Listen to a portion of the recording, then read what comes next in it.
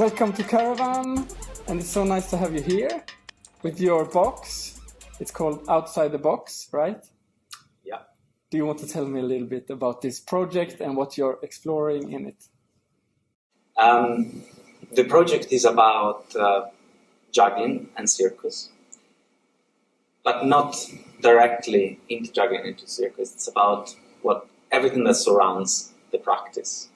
And there are many things that we experience as jugglers and circus artists that we don't get the chance to share often.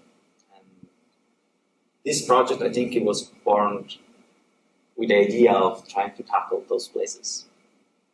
I think it's good to know that we are both jugglers and we work with quite uncommon objects also. So we manipulate objects like ice, wax, things that transform.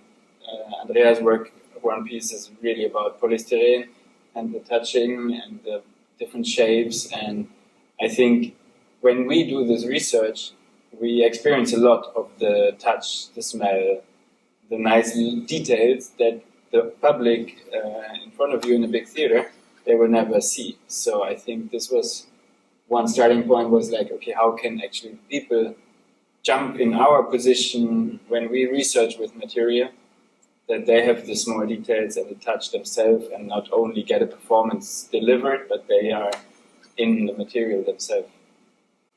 And there are so many elements, the smells, the sound, all these things that you only experience when you're really into it and not outside watching passively to it. So there was also the wish to engage the audience in a different way and make the show very inclusive, but not in the sense of, not dragging people on the stage, but creating an intimate environment for performativity with one another. And this was more or less our starting point. But then we got to Karavan and things changed. And the show, I would say, in the last days, really became about the difference between a process and a product. What is a circus product and what is a circus process? And it took a slightly different twist, and we started investigating really into the discrepancy between these two things and the big question: how do we process a circus and a show? And this question was very consonant with the material that we already had. And then we, started walking a path in between the two universes. Yeah. Also, after the performance, the feedback or the conversations we had were really interesting, because some people really felt this, that for them it was more like a process and not a performance or a finished product. And other people have different experiences. So I think this is also really interesting to then talk with the people, because it's so individual what they experience. But the interesting bit, which we found ourselves very comfortable investigating in the Circus Lab, was the question of what are we moving towards when we create a circus work. And there are some assumptions, there are some expectations of what should be the final shape or the final outcome. And what Kolja just said was really, basically, we wanted to question that. And the works really tries to engage in a conversation about it. This is research. This is true manipulation. This is the future of juggling.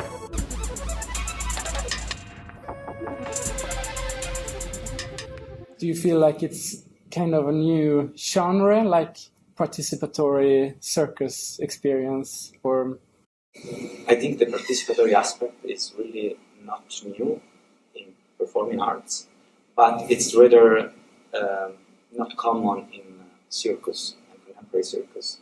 And I think this kind of work is relevant within contemporary circus, where there's been an object research oriented process since super long time. Rastelli, Cinquevalli, they were really going through process of object research, and they were trying to craft the perfect prop that would allow them to perform the most amazing trick. But then the focus and what is being shared with the audience is really on the trick, is really on my skill, what I can do with this object. So trying to shift the spotlight from this outcome, from this product, from the trick, towards the process, this I think is relevant nowadays within circus. Mm-hmm. And what is important when you do participatory art like this? Can you tell me something about this, how you organize it? I mean, it was a really advanced system of different colors, and we went into different spaces. And can you... I think we challenge ourselves quite a bit in trying to not make everybody feel the same tour or the same experience.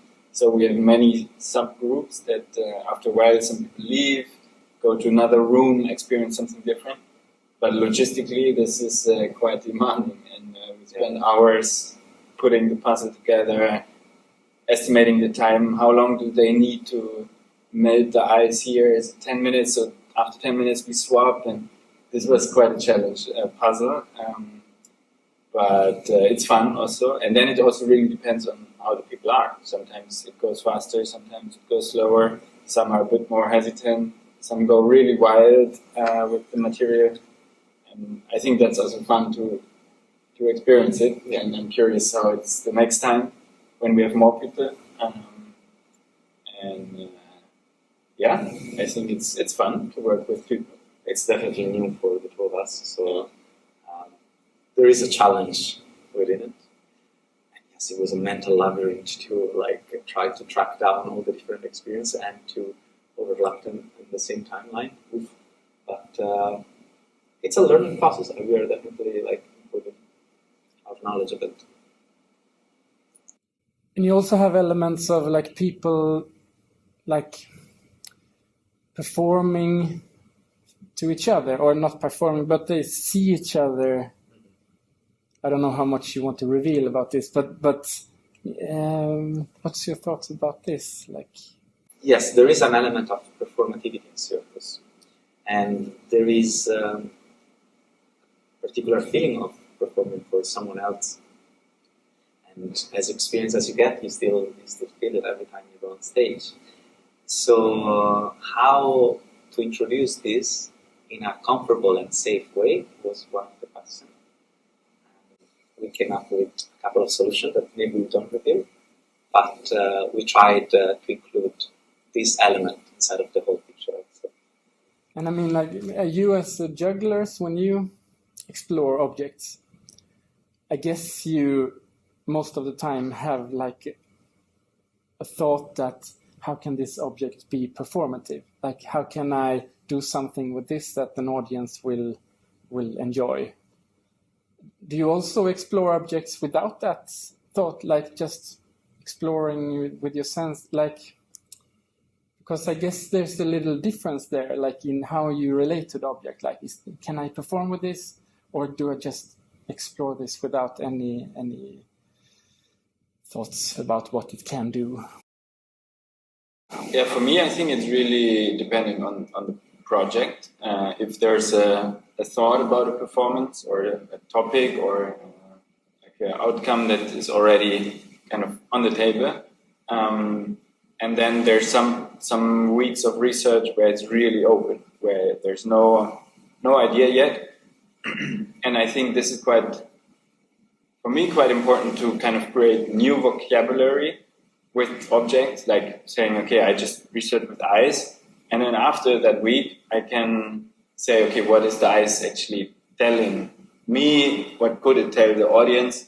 And then out of this, maybe an idea for a performance develops. So I think it goes sometimes like this and sometimes like that.